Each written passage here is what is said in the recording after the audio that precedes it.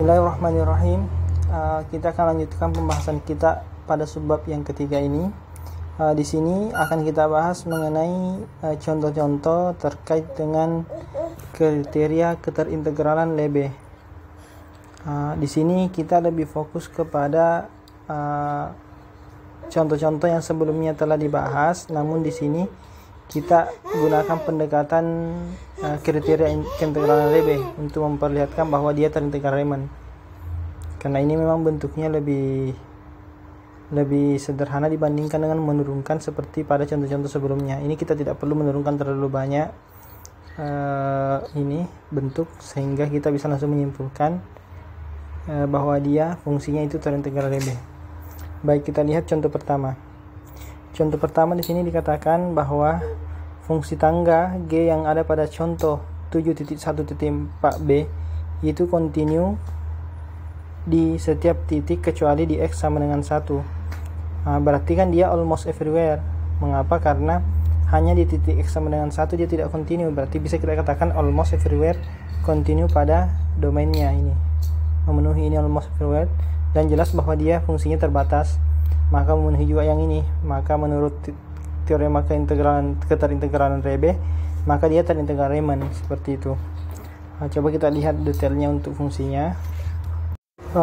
Jadi ini dia bentuk fungsinya yang di bawah ini, bisa dilihat bentuk fungsinya ini yang 714b itu. Jadi dia fungsinya memang hanya tidak kontinu pada hanya tidak kontinu di titik 1. Domainnya itu 0 sampai 3. 0 sampai 3, maka memenuhi ini juga kan 0,3. Kemudian fungsinya jelas terbatas karena tidak ada yang melewati 3. Kemudian juga dia almost continue everywhere karena hanya tidak continue di 1.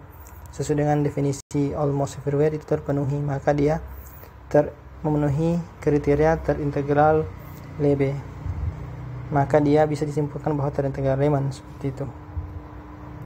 Nah, dari hasil ini sebenarnya kita bisa mengambil kesimpulan bahwa setiap fungsi tangga ini kan memiliki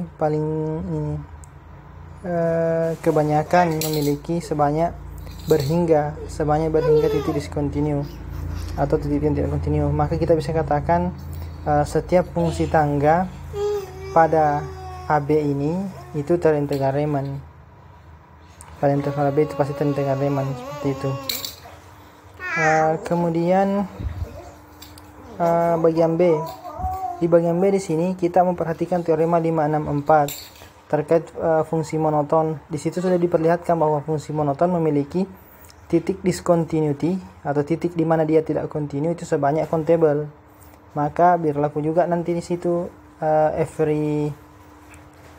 everywhere-nya, artinya dia juga kontinunya almost everywhere. Maka kita simpulkan bahwa setiap fungsi monoton itu pada AB juga merupakan fungsi yang terintegral Riemann seperti itu. Kemudian juga dengan menggunakan ini sama kriteria keterintegralan Lebesgue. Bagian C di sini katanya di sini kita sudah diberikan fungsi G di contoh 7.1.4. 7.1.4 bagian D. Di sini dilihat bahwa titik diskontinunya itu berada pada D ini sama dengan 1/2 sampai bentuk super N dan seterusnya. Berarti ini kan countable. Karena ini countable maka berlaku juga dia continue almost everywhere. Artinya hampir di semua titik dia continue. Maka berlaku juga kriteria Lebesgue sehingga kita katakan bahwa G ini terintegral Riemann. Padahal sebelumnya kalau kita lihat contoh-contoh yang tadi ini itu lumayan panjang penurunannya untuk mendapatkan bahwa mereka ini terintegral Riemann. Nah, dengan menggunakan kriteria keterintegralan Lebesgue ini terlalu sederhana jadinya.